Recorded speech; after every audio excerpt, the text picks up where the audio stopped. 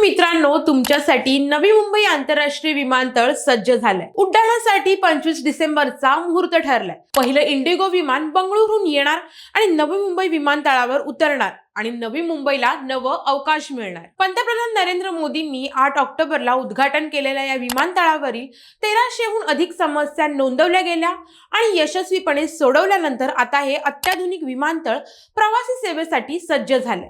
उड्डाणाच्या पहिल्या दिवशी इंडिगो, अकासा आणि एअर इंडिया या विमान कंपन्या सेवा पुरवणार आहेत। विमानतळ परिसरातील स्वतंत्र पोलीस ठाणेही सुरू करण्यात आले आहे। वरिष्ठ निरीक्षक सुनील शिंदे यांच्या नेतृत्वाखाली 40हून अधिक कर्मचारी तैनात केले आहेत। पनवेल शहर आणि उल्वे पोलीस ठाण्यांच्या कार्यक्षेत्राचे विभाजन करून हे स्वतंत्र ठाणे निर्माण केलंय। इतकंच नव्हे तर प्रवाशांच्या सेवेसाठी 100 कोटी रुपये खर्च करून तारघर हे नवे रेल्वे स्थानक कार्यान्वित करण्यात आलं आहे। नवी मुंबई आंतरराष्ट्रीय विमानतळामुळे मुंबईच्या विमानतळावरील वाहतुकीचा ताण तर कमी होणारच आहे, पण दुसरीकडे नवी मुंबईला जागतिक दर्जाची कनेक्टिव्हिटी ही मिळणार आहे। विकासाची नवी उड्डाणं खुली होतील। 25 डिसेंबर पासून नवी मुंबईचे आकाश विमानांनी गजबजेल।